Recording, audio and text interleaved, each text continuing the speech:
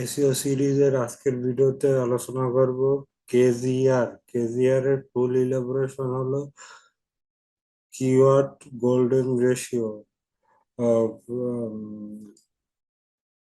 আজকের আমরা এ সম্পর্কে বিশদ আলোচনা করব। কেজিআর এর একটা সূত্র আছে, সূত্রটি হলো all in title result divided by search volume. এখানে যদি 0.25 এর নিচে আসে তাহলে এটা ভালো, 0.25 থেকে 1 পয়েন্ট থাকলে এটা কাজ করতে পারে, আর একের বেশি থাকলে এটা এটা আর কি খারাপ আর কি, এটা কাজ করবে না। এখন এখন আমি আর কি একটা কিওয়ার্ড লেখা সার্চ করব গুগলে, অলিং title SEO expert in Santiago.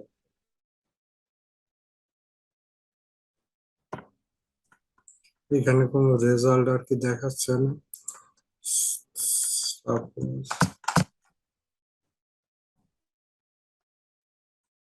Suppose calling title colon SEO expert in suppose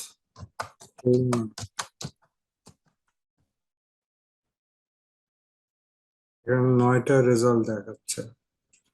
এখন এখন যদি আমি এসইও এক্সপার্ট ইন খুলনা এর সার্চ ভলিউমটা যদি আমি দেখতে চাই,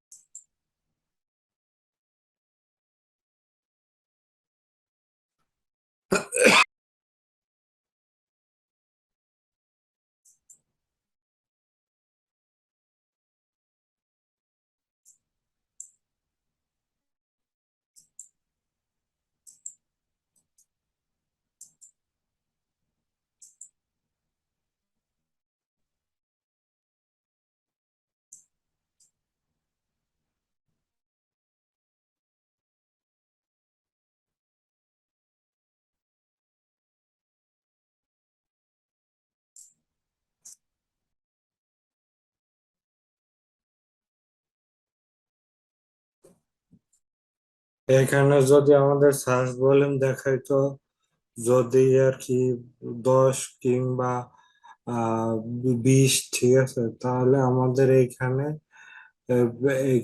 আর কি 20 রে ভাগ দিতাম আমরা, 9 ভাগ 9 ভাগ হয়েছে 20, 0.45। আবার এমন একটা আর কি কিওয়ার্ড পেলাম, ঠিক আছে, তার রেজাল্ট, তার সার্চ ভলিউম আছে 45। আবার অল ইন টাইটেলে হয়েছে, আমরা রেজাল্ট পাইলাম সাপোজ 6। তাহলে এটা হচ্ছে 0.25 ইঞ্চ, এটা ভালোভাবেই কাজ করবে। এটা হলো কেজিআর এর আর কি সূত্র। এখন কেজিআর এর আমরা কিসের জন্য আর কি কেজিআরটা ব্যবহার করব? কেজিআরটা ব্যবহার করব আমরা এই জন্য যে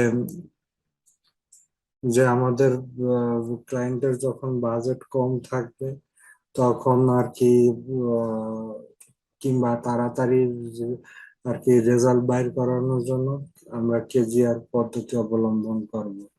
কেজিআর এর এটা হচ্ছে খুব আর কি কম খরচে আর কি কম সময়ে এটি আর কি রেজাল্ট আর কি দেয়। কারণ কি আমাদের আর কি দেখতে হবে গুগলে ওই পর্যাপ্ত পরিমাণ ওই কিওয়ার্ডের এগেনস্টে আর কি পর্যাপ্ত পরিমাণে ওই কিওয়ার্ডের এগেনস্টে আপনার আর ওয়েবসাইটই নাই, ওয়েবসাইট কিংবা ওয়েবসাইটের পেজই নাই। তাহলে আমরা যদি ওয়েবসাইট কিংবা ওয়েবসাইটের পেজ একটা পাবলিশ করি ওই কিওয়ার্ডের ওই কিওয়ার্ড দিয়ে, তাহলে আমাদের ওয়েবসাইট কিংবা ওয়েবসাইটের পেজটি আর কি ওই কিওয়ার্ডের এগেইনস্টে আর কি চলে আসবে আশা করা যায়। আর কি সবকিছু যদি আপনি ঠিকঠাক ভাবে করেন। ধন্যবাদ।